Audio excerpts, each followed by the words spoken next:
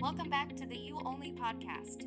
Today, we're diving into a book that doesn't just talk about money, it rewires the way you think about it. Your Money and Your Brain by Jason Zweig reveals how every financial decision you make, whether it's investing, saving, or even spending, triggers ancient survival circuits in the brain. Think about it. Why does winning a little feel so good, yet losing a little hurts twice as much? Why do we chase quick gains when patience almost always wins in the long run? And how is it that the same brain that built skyscrapers and mapped the human genome still gets tricked by flashing stock tickers? You're going to hear insights from Andrew Huberman on how dopamine pulls us toward risk, and from neurologist Larry Olson on the hidden emotional forces behind decision-making. Together, they'll help us uncover the fascinating overlap between neuroscience and finance. So, as you listen, ask yourself, is my money working for me or is my brain working against me? Because by the end of this episode, you'll see that your financial future might depend less on Wall Street and more on the wiring inside your head.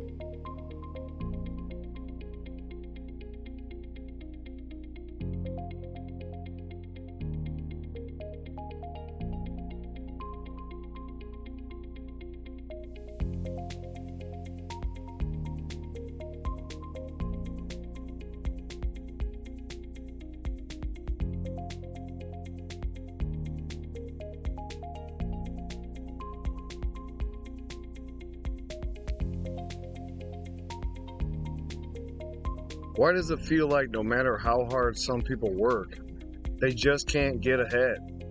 While others seem to grow rich, even in their sleep, today we're pulling back the curtain on the financial gap between the rich and the poor. Not just with numbers, but the story behind those numbers. And most importantly, how you can use this knowledge to take control of your own financial future. Welcome to the You Only podcast. I'm your host, Lo Jackson. I'm live on TikTok right now. Check me out, fans. Follow me. Please give me a 5-star review over there on Spotify, my home platform. I got so many different fans out there, and today we're doing a wonderful book, Your Money and Your Brain by Jason Zweig. It paints a clear contrast. The richest 1% in the world own nearly half of all wealth. The bottom 50%, just 2%. In the U.S., the top 1% control a third of all wealth, while the bottom half shared just 2% of the pie. Is that not crazy? That's me and you they're talking about. You know, it's like, wow, hey man, give me some of that. We deserve it. We've been here, you know, all of our families fought in wars and for freedom and all these other things they've gotten us into. Frame it as a growing canyon. Wealth isn't just uneven, it's accelerating in one direction. And that's pretty much the divide. And that's to do with chapter 1 of this book. You know, your brain is it is in control of everything, you know, and we got to learn these little tools along the way to help us become better people financially, physically, mentally, to help our kids and our family members become better people too. And thank you for listening again. Act 2 of this book, How We Got Here, the story of inequality. So it basically goes over capital grows faster than wages. The rich make money off money, stocks, property, businesses. What are you doing to gain another income? You know, you see all these guys on TikTok with Shopify and all these different little businesses. Find something, a niche. You know how to do it. You just haven't thought about it. But Act 2 of this book, policy choices, lower taxes on capital gains and inheritances, workforce shifts, factories turned into service jobs. Strong unions became a weak voice. And my stepdad was in a union for 35 years, the UAW, the United Auto Workers here in America. He had gotten a job there in 1993. 6 months later, he was laid off for pretty much falsifying his application, which he fought it with the union, and they illegally terminated him. And he went on strike for like 4 years. And I remember he was in the Encyclopedia Britannica on strike. And I seen this picture in there in 1994, and I took it to school for show and tell. I said, man, this is my dad. And so, you know, I got to live there. They did all kinds of wild things back then. You know, he would come home and tell stories about guys pulling guns on him, you know, and how the people on strike were taking nails and like 2 nails, welding them together, then sharpening the ends and bending them and throwing handfuls of these nails out on the road as people drove over them because they were taking their jobs. And it's It's a terrible thing when we have to fight for our rights to be heard, when we know money situations are going on that is not in our best interest, but for, that top 1%. We need people to protect us in those situations too. But in chapter 2 of this book, CEO Explosion, the stronger the emotion we have to some experience in our life, the more altered we are inside of us. The more the brain freezes a frame and takes a snapshot. And that's called a long-term memory. That image is being bossed neurologically in the brain. What most people don't know is that every time they remember that event, that trauma, that betrayal, that loss, whatever it is, they're producing the same chemistry in their brain and body as if the event is occurring. So what happens over time is that conditioning process conditions the body to literally live in the past. CEO pay in the U.S. has skyrocketed over 1,200%, while the average worker's wage barely rose 15%. And that's why you're hearing so much about, the minimum wage hike for workers at McDonald's and stuff like that, because these service jobs, people treat those people like, oh, you're the bottom of the barrel. Well, that's not true, These people are people. They deserve to have a nice life too. If you're here in these systems, there is no reason why you shouldn't be living a nice life as accordingly with everybody else in society. If there's the top 1% in the world live here, they should be taxed enough that it's helping individuals lower than them rise up out of poverty and situations like that. Globalization and technology tilted the scales further, creating billionaires overnight while leaving others struggling with rising costs, like we've seen the last 4 to 6 years with inflation here in the United States. Look at Argentina. They're like 148% inflation, and that guy that got in there, he's getting it turned around and worked out, and good for him. They were going really downhill. Chapter 3, the human side, stagnation versus growth. Productivity rose 60%, but people's wages barely move. Mobility gap, if you're born in the bottom 20%, there's only a 7% chance you'll reach the top. Please, you guys, share this as a lived reality rather than just stats. How would an abundant person think? Write it down, fire and wire those thoughts in your brain, and install the hardware.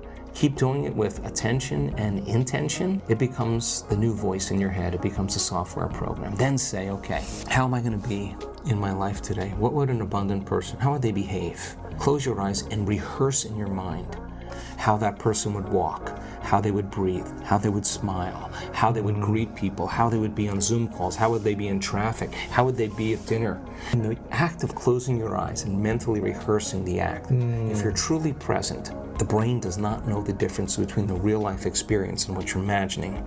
In fact, just a little bit of time, you start to install the neurological hardware to look like you already did it.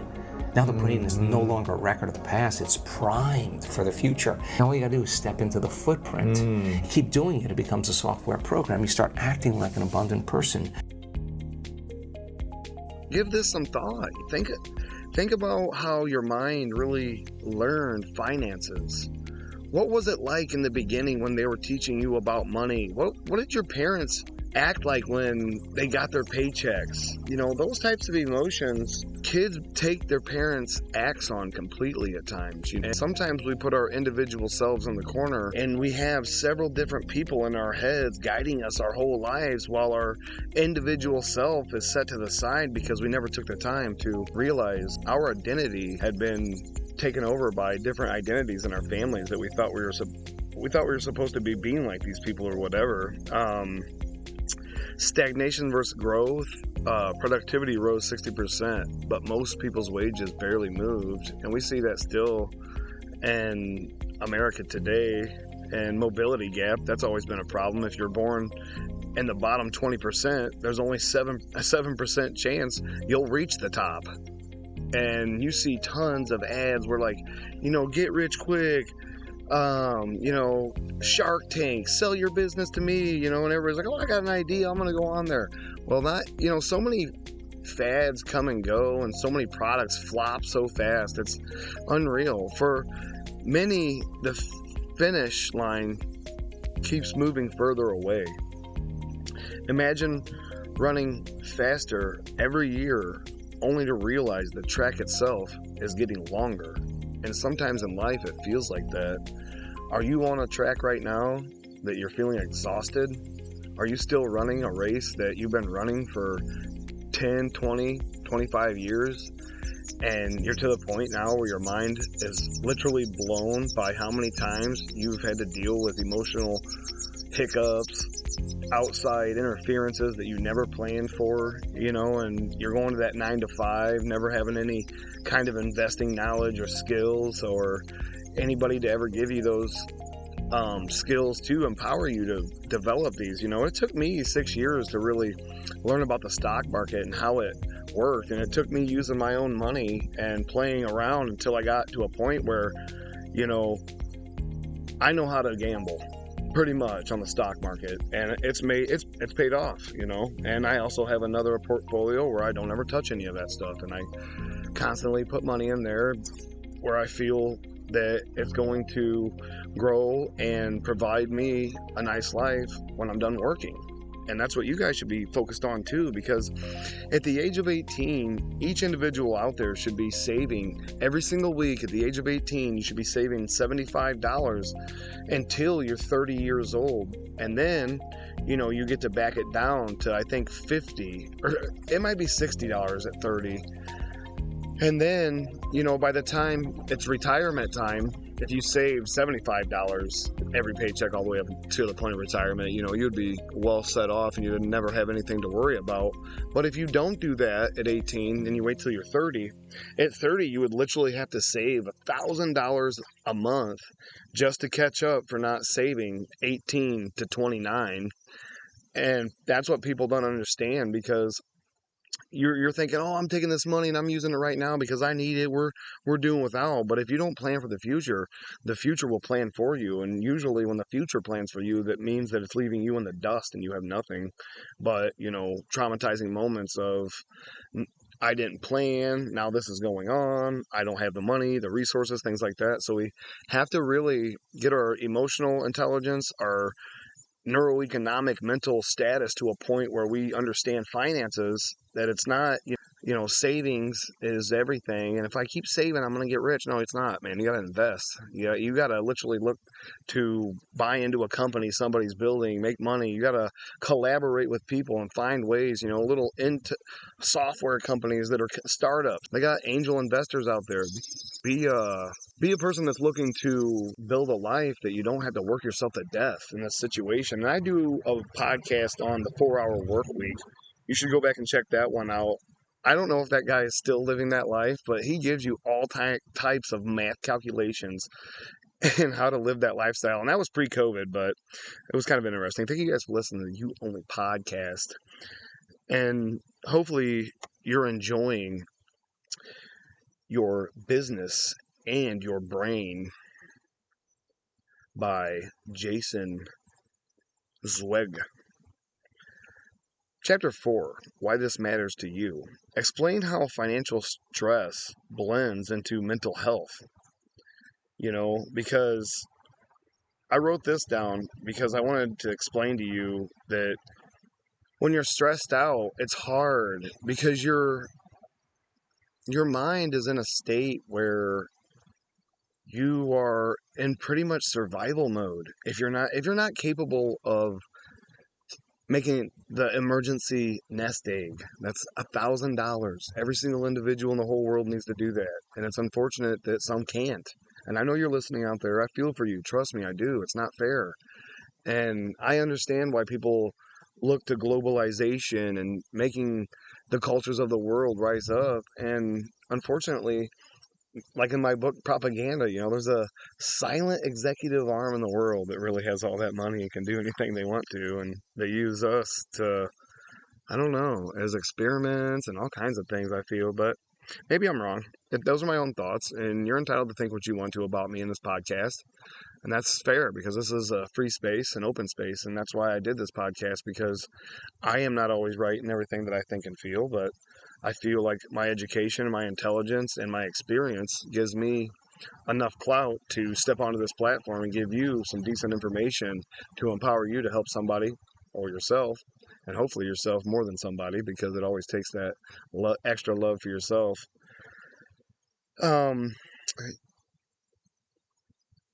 I'm going to point out the dangers of comparing yourself to the ultra rich too, instead of, reframe. The power lies in small, consistent changes, really. And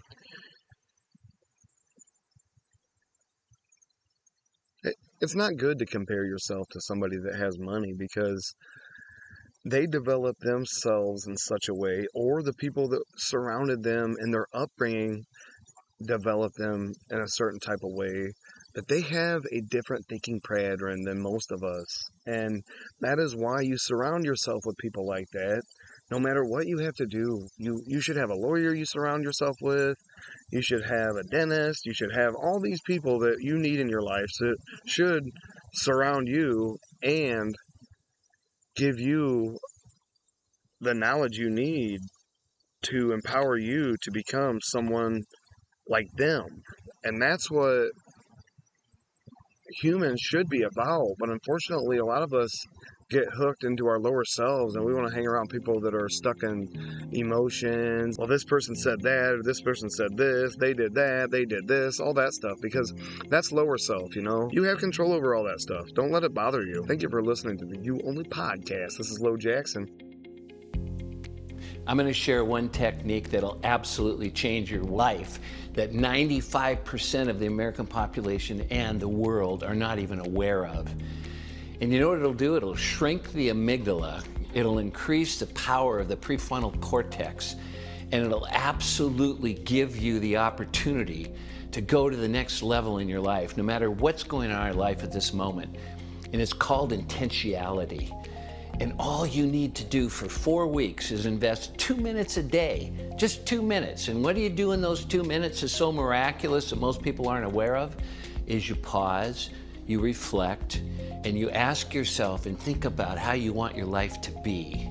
Just take that time, pause, reflect, and ask yourself, how do I want my life to be, and how do I want to feel now? And it'll absolutely, over 4 weeks and maybe even sooner, it'll increase the power of your prefrontal cortex, where logic and reason lies.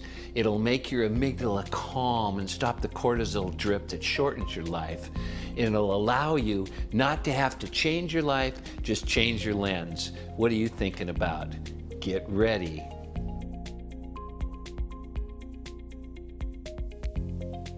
Chapter 5, Tools for Clarity and Financial Strength, Uplifting Close, brings listeners back to empowerment. It offers practical psychology-backed steps that are proven. Mind shift. You got to compound yourself. Wealth builds like snowballs. Your habits are your assets. And assets are things that you own, that you have, that you've been given. And, I have talked in other podcasts about if you don't have natural talent, and natural talent is you're capable of igniting 2 to 3 parts of your brain at one time, and you have the natural ability, because it's not work to you, it's fun, and you are able to do things that most people ain't. And if you don't have talent, you have ability. Most people can read instructions and have the ability to do things, so that's a mind shift. Even small, consistent savings or investments matter more than big, inconsistent ones. Because that's what everybody wants. They want that big, huge lottery win in their life. Financial basics, pay yourself first is always something I live by. Automate savings up to 10% of income before expenses, and that guarantees you that emergency nest egg at some point. And that's how I got there, by using that same 10% out of every check. Track where your money leaks. Subscriptions, impulse buys, stopping at the corner store, stuff like that. It always kills finances hard. Our habits kill our finances, really. You got to have mental clarity. It's like you got to reduce cognitive overload at some point with your finances. You got to use budgeting apps or, simple envelope systems. A lot of people have used that system for hundreds of years and it works, or similar ones to it. And there's a lot of different ways that you can use systems to make you more so. Free up mental energy for bigger goals. And every week you should use your mind to create some kind of goal, because that's a part of self-awareness, or self-management. That's self-management, and we all need to know that skill and learn that skill. Goals are so important for the human mind. For goal setting that I found really helpful over the years, and it's called GPS, Goal Plan System. So G is for goal. It's where you ask yourself the question of what actually is the goal? And then associated with the goal, there are 3 F's: facts, feelings, and functionality. What are the facts? When I will have completed the goal. What will I expect to feel once I've completed the goal, which is very nice. And what is the function? Why do I give a shit about this goal in the first place? Then you have plan, which is broadly, what's the plan that I'm going to follow to get to the goal? And I like to think of that as, what are the 3 to 5 major chess moves that I'm going to do to get to the goal, with various questions around that. And then we have S for system, which is, what do I need to do every day and or every week that will help me stick to the plan? So you have GPS. Goal is kind of like where you're going, plan is how you're getting there, and system is how you're going to stick to the plan.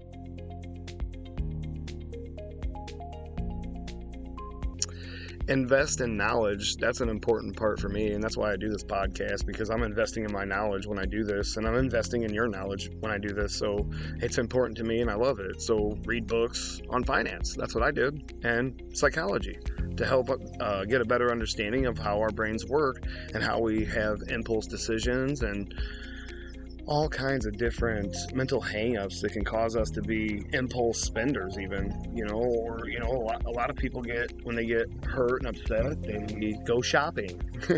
I do. What's one thing I actually do is when I get hurt or upset, I go shopping. It makes me feel better.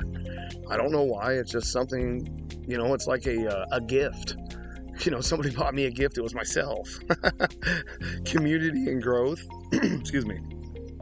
Don't go it alone. Accountability partners, mentors, or groups can accelerate progress. And here's the truth. The rich-poor gap is real. We all know that, but your financial life doesn't have to be defined by those statistics. Every choice you make today to save, to learn, to invest in yourself, is a step towards building your own compound wealth, your own clarity, your own freedom, your own system. It may even be uneven, but your story doesn't have to be, and how you got there. No matter what goes on, as long as you know that you're in control and that you can, help yourself by gaining mental clarity on how we make decisions, how our brains work, and how logic can really save you so much heartache when it comes to impulse buying and, harsh realities that go on. The U.S. remains the largest national economy to this day, and it accounting for approximately 26.3% of the world GDP, and that's only in 2023 and 2024. Historically, this share peaked at around 40% in 1960 and declined to the mid-20% range in recent decades. In nominal, if I could speak, GDP terms, the U.S. leads substantially ahead of China, Japan, Germany, India, and the UK. But, you guys, I just wanted to share some of this financial stuff with you because I had a fan email me and say that I should do more about finances and business or investing. And I don't know. I'm not Jim Cramer, I'm not Warren Buffett. I'm very intelligent, don't get me wrong, but when it comes to my own financial plan, that's something I like to keep towards my vest. Honestly, I would never give away what I do with my money or how I've made all this money, or, because if you don't know something, maybe think about this. No one ever got rich by being kind, and that's a true fact. Look at all the people of wealth in the world. People get portrayed as being kind. Were they really kind? Most of the times not, but thank you guys for listening to the You Only podcast, and hopefully you've enjoyed this wonderful book, get out there and get it. I think it's a great read. I think it can teach you a lot about, neuroeconomics, how our brains make decisions based on money and business, and how to be a better business person, how to have, more cultural intelligence. Did you guys know that in France, if you hold up 2 fingers at the coffee shop, you're going to get 3 cups of coffee because the thumb is always a silent finger, and it's when you hold up 2, they always count the thumb as it's up. I didn't know that, but it's true. Check it out. ChatGPT it. Thank you guys again for listening, and thank you for all my followers all over the world. I appreciate you. I just started looking through the analytics, and I can say that the podcast is really growing. Check me out on TikTok. I'm on YouTube now. I really appreciate all my fans, and thank you again. Please, I am looking for 5-star reviews or any kind of reviews. I would appreciate any insights to help the podcast grow. I'm into emails, and I do have fans email me. Thanks again, fans. What's up, world? Listen to the You Only podcast with Lo Jackson out here in Los Angeles, California. I just want to tell you guys there's more content coming. Tune in, like, subscribe, and let's get it.